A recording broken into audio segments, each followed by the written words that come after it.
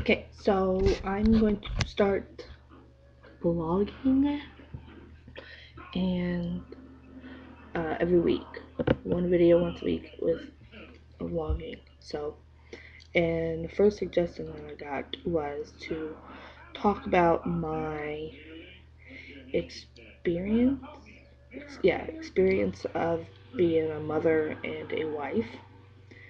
So that's what I'm gonna do. So, when I was 14, I met this guy, and it was summertime, and summertime's only for like meant for like flings, just for the summer, and so that's what we were aiming for, and then um, things started getting a little bit serious, but nothing that me and him would think that would last so long.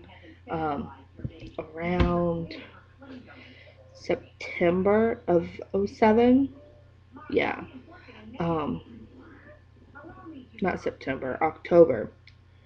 Stupid, I don't even know my own story. Um, Around the beginning of October of '07, I discovered I was pregnant. And I had been around kids since I was 9. My first niece was born when I was 9, then my nephew, and then my other niece. So, I love kids, I've always loved kids. But being 14 and having to go through that, pretty tough. Um, and there were so many options for me at such a young age. Any age, there are options. Um, I could decide to either raise the baby, um, abort it, or adoption.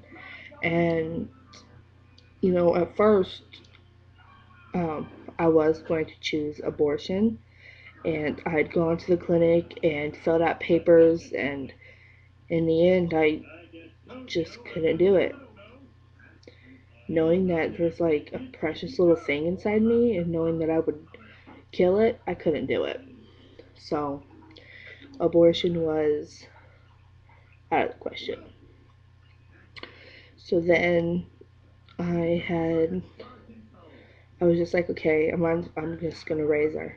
I'm just gonna be a mother, have the support system, So that's what I was sticking with. But the baby's father, hold on. The baby's father did not want to keep her because, well, he was like 16. He had just turned 17. So he didn't want to keep her. And so, me being 14, I was like, anything for you, dear. You know what I mean? Like, you just get manipulated.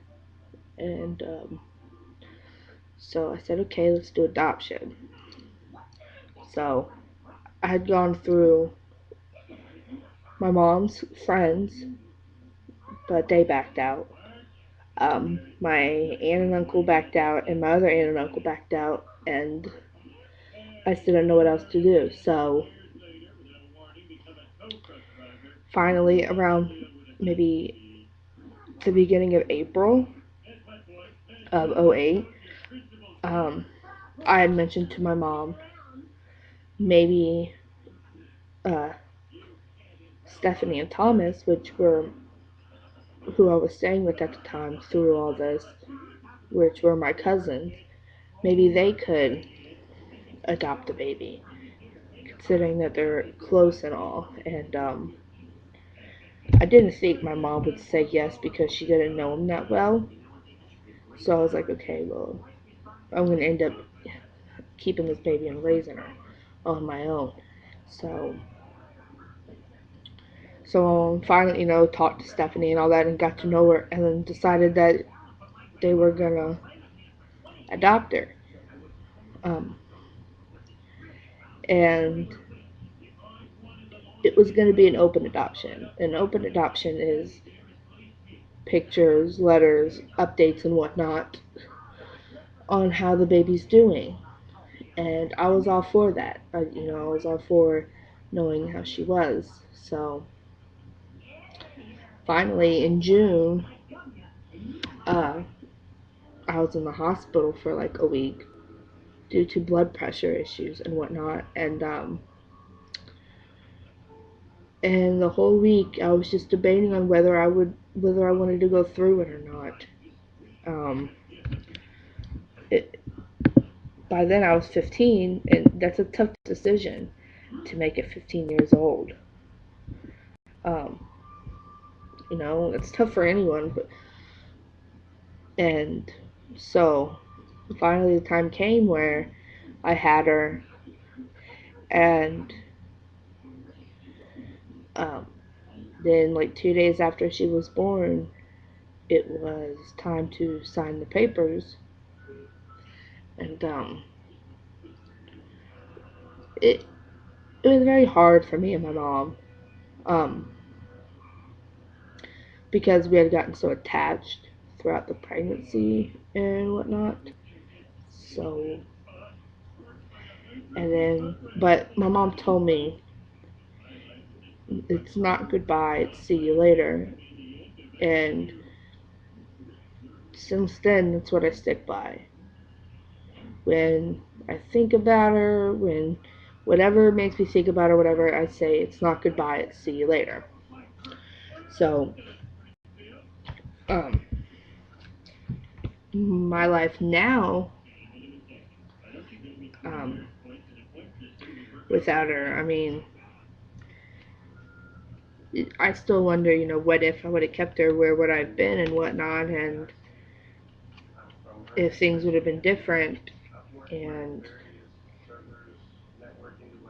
I mean, I'm happy with my family, my husband and my son, but I always feel like there's a piece missing in my family. And sometimes, as weird as it sounds, I always just picture her running around the house, and you know and how much I would just appreciate her, because she's like really special to me.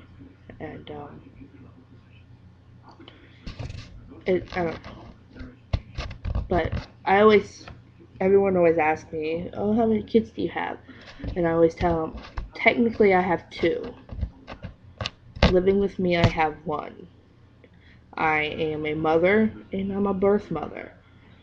And nothing's ever going to change that, me being a birth mother. And I have a box. I have a special box where I keep a lot of the things from memories from her.